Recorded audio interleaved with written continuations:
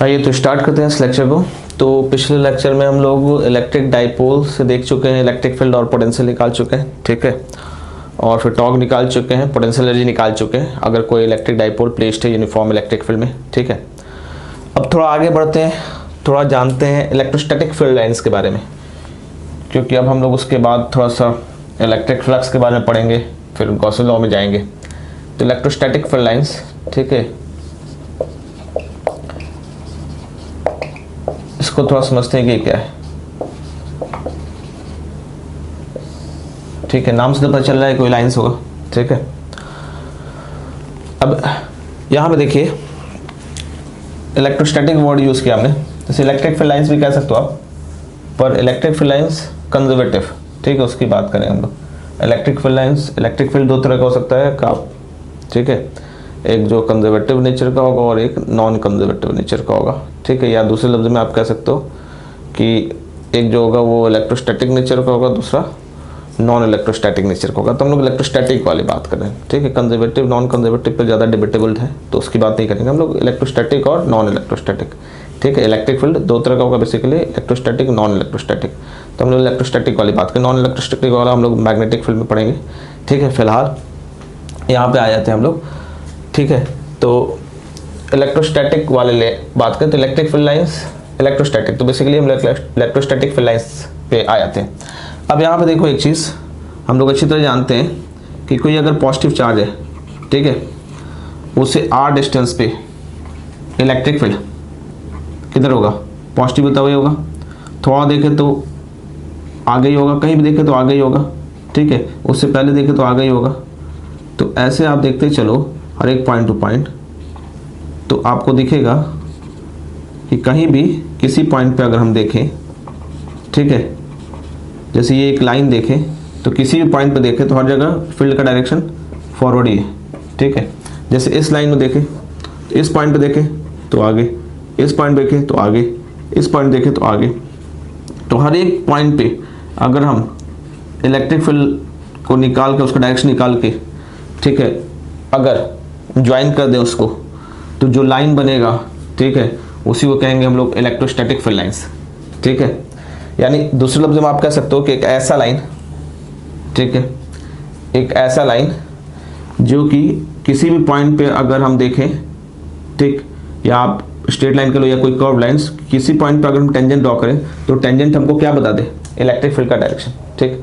अब वो लाइन कैसा होगा, रियल एग्जिस्टेंस है नहीं, ठीक है, क्योंकि फील्ड है, फील्ड एग्जैक्टली आपको दिखेगा तो नहीं, उसका फिजिकल एग्जिस्टेंस दिखेगा नहीं, ठीक है। नो डाउट फिजिकल फील्ड है, ठीक है, आपको एक्सपीरियंस कराएगा, ठीक है, पर उसका रियल अपीयरेंस दिखेगा नहीं, ठीक। तो आप लोग कह सकते हो कि ऐसे एक हाइपोथेटिकल फील्ड लाइंस, एक हाइपोथेटिकल कर्व लाइंस, ठीक, हम लोग कह सकते हैं hypothetical curve lines tangent to which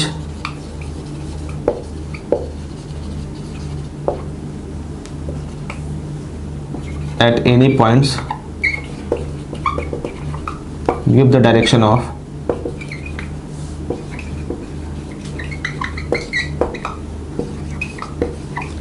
electric field,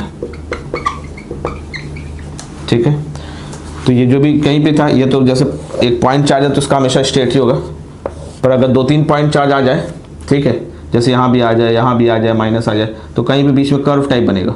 तो कर्व बनेगा तो किसी पॉइंट पे, ठीक, जैसे स्ट्रेट आता तो कोई दिक्कत ही नहीं, टेंजेंट भी वही रहेगा और लाइन भी वही रहेगा। मगर अगर कहीं कर्व बनता है तो कर्व पे किसी पॉइंट पे टेंजेंट ड्रॉ करेंगे, यहाँ पे ड्रॉ करेंगे तो यहाँ, तो जैसे कोई भी कर्व ऐसे, ठीक, ऐसे कहीं बन रहा है तो यहाँ ड्रॉ करेंगे तो इधर डायरेक्शन, यहाँ ड्रॉ करेंगे तो ऐसे, इधर ड्रॉ करेंगे तो इधर, ऐसे इधर। आप कह रहे हो सर इधर ही क्यों, इधर भी हो सकता है, नो डाउट, ठीक है। टेंजेंट के लॉन्ग ही उसका डायरेक्शन होगा, ठीक है। तो आप एरो हेड ना बनाओ अगर आपको कन्फ्यूजन लग रहा है तो, ठीक, चाहे इधर, मगर टेंजेंट के लॉन्ग ही होगा, ठीक है। तो आप एरो हेड ना बनाओ, मगर टेंजेंट ही उसका डायरेक्शन बताएगा, क्लियर है। ये मत सोचो कि हमेशा ऐसे होगा, जैसे हम लोग कोई एक डायरेक्शन लेना है तो हम लोग इधर लेके चले, ठीक है, ऐसे ले ले, जरूर नहीं, पीछे भी हो सकता है, इधर भी हो सकता है, ठीक। पर अगर हम मान रहे हैं मगर टेंजेंट के लॉन्ग ही होगा, ये ध्यान रहे, ठीक। टेंजेंट ड्रॉ होगा तो उसी के लॉन्ग होगा, ठीक है, चाहे एक साइड, चाहे राइटवर्ड या बैकवर्ड, जो भी हो, तो किसी एक साइड होगा। तो टेंजेंट किसी भी पॉइंट पर अगर हम टेंजेंट ड्रॉ करें तो उस पॉइंट पे क्या बता देगा हमको, give the direction of electric field at that point, ठीक है। आप लिख सकते हो इसको, क्लियर है? तो उस लाइन को हम लोग क्या कहेंगे, इलेक्ट्रोस्टैटिक फील्ड लाइंस। क्लियर है? जैसे कि पॉइंट चार्ज के हम ज्वाइन करके देखें, हर एक पॉइंट पर हम लोग डायरेक्शन देखते गए, उन सारे पॉइंट्स को हम लोग ज्वाइन कर दिए तो एक स्ट्रेट लाइन बन गया। पॉइंट चार्ज के लिए स्ट्रेट लाइन में अगर ढेर सारे अगर पॉइंट चार्ज होंगे तो कहीं बीच में कर्व भी बनेगा। ठीक है, तो हम लोग जनरल एक कर्व डिफाइन करते हैं, कर्व स्ट्रेट भी हो सकता है। ठीक, तो अगर कर्व्ड अगर लाइन है तो किसी पॉइंट पे टेंजेंट जो होगा वो टेंजेंट के लॉन्ग क्या हो जाएगा आपका इलेक्ट्रिक फील्ड का डायरेक्शन। ठीक है, क्लियर है? अब जैसे इसकी कुछ प्रॉपर्टीज है, जैसे यहीं से दिख रहा था हम लोग को,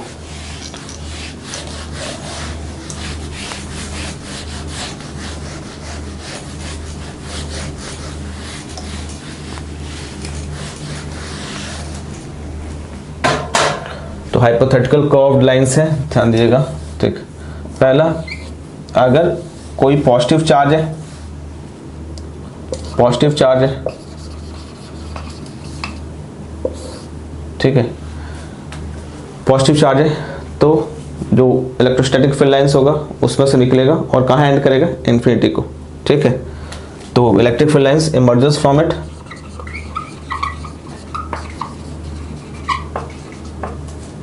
and ends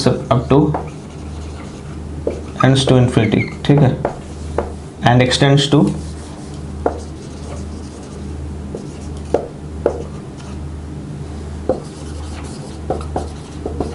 infinity। ठीक है, जैसे अगर पॉजिटिव चार्ज है तो इधर इनफाइनाइट जाएगा, इधर इनफाइनाइट जाएगा, इधर इनफाइनाइट जाएगा। क्लियर, बेसिक पॉइंट है। नेगेटिव चार्ज हुआ तो मर्जेस करेगा फ्रॉम इन्फिनिटी। अगर नेगेटिव चार्ज है तो electric field lines merges at that point from infinity. तो merges at this point from infinity. जैसे नेगेटिव चार्ज है तो इन्फिनिटी से आके मर्ज करेगा।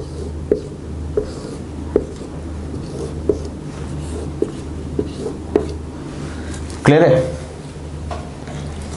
अच्छा, क्योंकि हर पॉइंट पे टेंजेंट, अगर कोई कर्व्ड है उस पे अगर टेंजेंट जो है वो डायरेक्शन बता रहा है, ठीक, तो पक्का है कि दो कर्व इंटरसेक्ट नहीं करेगा, क्योंकि अगर दो कर्व इंटरसेक्ट किया तो दो डायरेक्शन हो जाएगा, क्योंकि इसका उसी पॉइंट पे दो डायरेक्शन हो जाएगा, एक टेंजेंट इधर जाएगा, एक टेंजेंट इधर जाएगा, तो एक ही पॉइंट पे दो डायरेक्शन इलेक्ट्रिक फील्ड को, ऐसा पॉसिबल नहीं है। तो ऐसा पॉसिबल है, इसका मतलब दो कर्व कभी इंटरसेक्ट नहीं करेगा। ठीक है, तो थर्ड पॉइंट हो जाएगा never intersect each other. Two lines never intersect each other।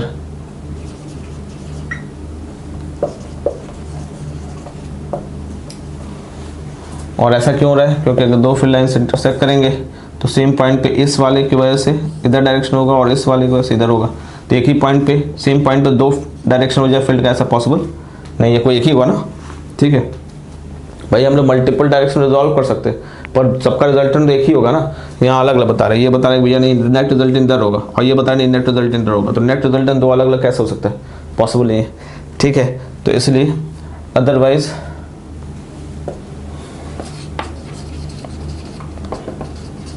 otherwise it will give two direction of the electric field at the same point, which is not possible।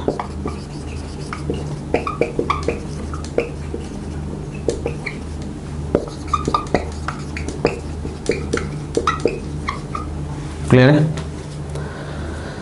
अब अगर intersect नहीं करेगा, ध्यान दो, तो एक चीज और देखिए कि जैसे एक तरफ अगर पॉजिटिव चार्ज है, यहाँ नेगेटिव चार्ज है, तो यहाँ से निकलेगा इसमें इंटर कर जाएगा, यहाँ से निकलेगा इसमें इंटर कर जाएगा, इसमें से ऐसे जाएगा, ऐसे जाएगा, एक जगह से निकलेगा दूसरे में घुसेगा। ठीक है, पर कहीं भी आपको दिख रहा है क्लोज लूप नहीं बनाएगा। ठीक है, तो नेक्स्ट पॉइंट आप लिख सकते हो नेवर फॉर्म्स, क्योंकि यहाँ से जा रहा है इसमें इंटर कर जाएगा। अगर पॉजिटिव से निकल रहा है तो हमेशा वो नेगेटिव पे एंटर करेगा, क्लोज यानी पॉजिटिव से निकल रहा है तो पॉजिटिव पे वापस नहीं आएगा। ठीक है, कहाँ जाएगा वो, मर्ज करेगा नेगेटिव पे, तो वापस नहीं आएगा, इसका मतलब क्लोज लूप नहीं बनाएगा। तो नेवर फॉर्म्स क्लोज लूप।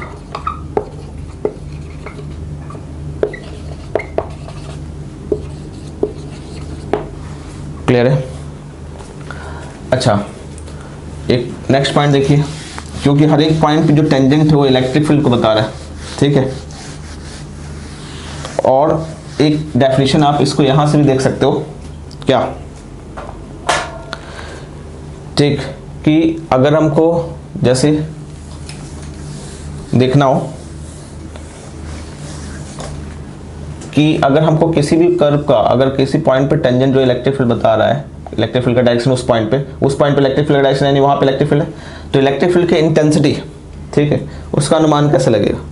तो जब भी अगर किसी पॉइंट पे अगर ये फील्ड लाइंस की डेंसिटी ज़्यादा है, ठीक है, इस टाइप से कुछ है, ठीक, जैसे यहाँ पे 4 लाइन्स, इतनी ही कम डेंसिटी में 4 लाइन्स है, और यहाँ पे उतने ही सेम रीजन में 1 या 2 ही लाइन्स है, तो यहाँ डेंसिटी ज़्यादा है तो यहाँ पे फील्ड ज़्यादा होगा, यहाँ पे डेंसिटी कम है तो यहाँ पे फील्ड कम होगा, यहाँ की डेंसिटी कम है, यहाँ की डेंसिटी ज़्यादा है, तो जहाँ पे डेंसिटी ज़्यादा है फील्ड लाइन्स की वहाँ इलेक्ट्रिक फील्ड की इंटेंसिटी ज़्यादा होगी, जहाँ की डेंसिटी कम है वहाँ इलेक्ट्रिक फील्ड की इंटेंसिटी कम होगी, ठीक है। तो नेक्स्ट पॉइंट जो हो जाएगा हमारा, higher the density of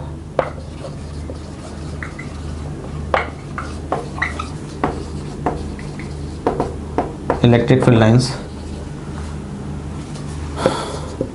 larger will be the value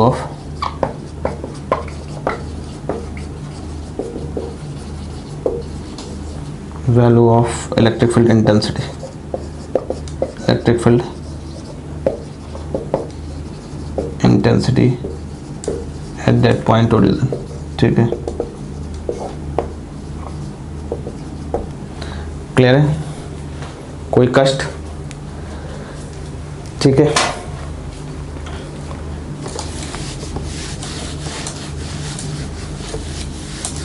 next point देखिए,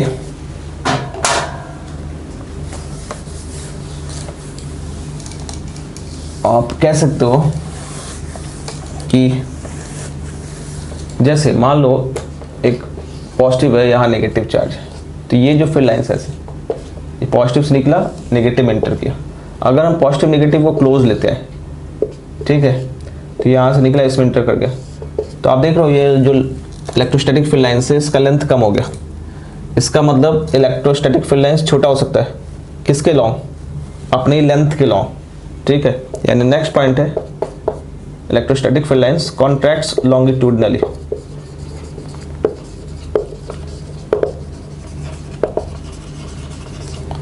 ठीक है, कॉन्ट्रैक्ट्स लॉन्गिट्यूडनली, अपने लेंथ के लॉन्ग ही कॉन्ट्रैक्ट कर सकता है। उसमें नेक्स्ट पॉइंट और देखिए कि अगर मान लो दोनों पॉजिटिव है, ठीक है, यहाँ पॉजिटिव और यहाँ पॉजिटिव, यहाँ फिर लाइंस ऐसे गया, ऐसे गया,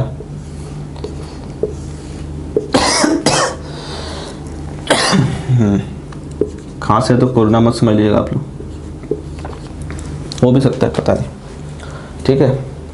तो यहाँ देखिए ये है, अभी इसका सेपरेशन मान लीजिए लेटरल, ऐसा देख रहे हैं, ये सेपरेशन है, अभी दूर दूर है। अगर यदि दोनों पॉजिटिव चार्ज को अगर हम पास लेते हैं, ठीक है, तो इसमें रिपल्सन हो जाएगा, तो ये फील्ड लाइंस एकदम ऐसे जाएगा, ठीक है, इतना सेपरेशन हो गया, ठीक है, तो ये मतलब सेपरेट हो गया, ठीक है, तो सेपरेट्स लैटरली, ठीक है, ये क्या हो जाएगा, आप कह सकते हो कि सेपरेट्स लैटरली, अपने परपेंडिकुलर डायरेक्शन में सेपरेट कर जा रहा है, 7th पॉइंट, तो सेपरेट्स लैटरली, ठीक है, क्लियर है, contracts longitudinally, separates laterally. Next point है जो कंडक्टर के बारे में। कंडक्टर के अंदर ध्यान दो, जैसे हम लोग पहले भी देखे हुए हैं, आगे भी हम लोग पढ़ेंगे जब गॉसेस लॉ पढ़ेंगे, कि कंडक्टर के अंदर इलेक्ट्रोस्टैटिक फील्ड 0 होता है, ठीक है, कैसे? क्योंकि याद है हम लोग जानते हैं, जैसे इलेक्ट्रिक फील्ड लिखते हैं ना, किसी की क्या है, जैसे मैग्नीट्यूड लिख रहे हैं, तो 1/4 pi epsilon Q upon r², epsilon की वैल्यू क्या आपका, हम हर बार एप्सिलॉन लिखते हैं, इसका मतलब K एप्सिलॉन नॉट, ठीक है, अगर एयर है, वैक्यूम है, तो K की वैल्यू 1, पर वही अगर कंडक्टर है, कंडक्टर, ठीक है, जैसे कोई कंडक्टर है और यहाँ पे कोई चार्ज है, और यहाँ पे अगर हम देख रहे हैं किसी पॉइंट पे, किसी अंदर पॉइंट पे इलेक्ट्रिक फील्ड निकाल है, ठीक है, तो कंडक्टर है तो उसके लिए K की वैल्यू क्या हो जाएगा, इन्फिनिटी। ठीक, सर बात को जैसे हम लोग निकाले हुए कि जैसे कोई स्फेरिकल चार्ज है, उसका बाहर में चार्ज है तो अंदर में फील्ड क्या होता है, किसी भी एक पॉइंट पे भी चार्ज है तो अंदर में फील्ड क्या होगा, जीरो, क्योंकि जब इन्फिनिटी रखोगे तो इसकी वैल्यू अप्रोक्सीमेटली क्या आ जाएगा, ये ऐसा दिख रहा है, हम एक आपको कहते हैं। तो कंडक्टर के अंदर क्या होता है, इलेक्ट्रिक फील्ड जीरो होता है। तो इलेक्ट्रिक फील्ड जीरो है तो कोई इलेक्ट्रिक फील्ड लाइन्स भी एग्जिस्ट नहीं करेगा। तो ध्यान दीजिएगा, कंडक्टर के अंदर कोई इलेक्ट्रिक फील्ड लाइन्स एग्जिस्ट नहीं करता। ठीक है, और तो कंडक्टर के एकदम जो भी है, कंडक्टर के मटेरियल पे कोई भी इलेक्ट्रिक फील्ड लाइन्स एग्जिस्ट नहीं करता। ठीक, तो यानी कंडक्टर के अंदर जो होगा कोई इलेक्ट्रिक फील्ड लाइन्स एग्जिस्ट नहीं करेगा।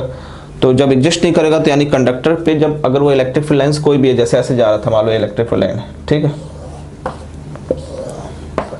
अब अगर हम बीच में कंडक्टर लेते हैं, कुछ ऐसा लेते हैं कि ये कंडक्टर लेते हैं भाई साहब, तो इसके अंदर तो इंटर करेगा नहीं। ठीक है, ये ऐसे जा रहा था, अब अंदर तो सारा जीरो हो गया, पूरा कंडक्टर है।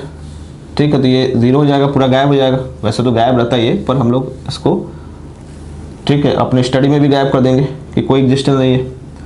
अब यहाँ जो इंटर कर रहा है, क्योंकि अगर ऐसे इंटर करेगा तो आप देखो कि इसके दो कंपोनेंट है, इधर और इधर, तो सरफेस भी आ जाएगा field.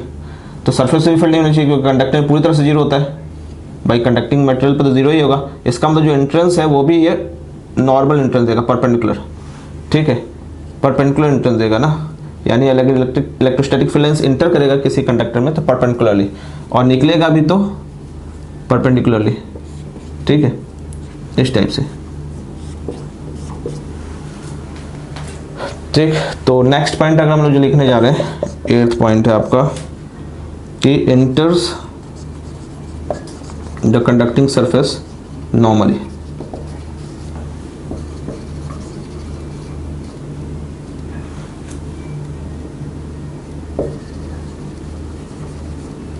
and emerges also normally.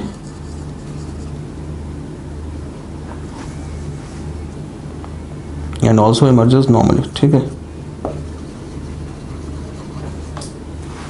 Clear है ये पॉइंट। ठीक है, घुसेगा भी नॉर्मली, निकलेगा भी नॉर्मली, परपेंडिकुलर। ये चीज़ पॉइंट नोट करिएगा। तो पहले भी हम एक पॉइंट देख सकते हैं कैसे कि अंदर इलेक्ट्रोस्टैटिक फील्ड जीरो होगा। आगे गॉसेस लॉ पढ़ेंगे तो उसमें भी देख लेंगे कि कंडक्टर के अंदर इलेक्ट्रिक फील्ड क्या होगा, इलेक्ट्रोस्टैटिक फील्ड।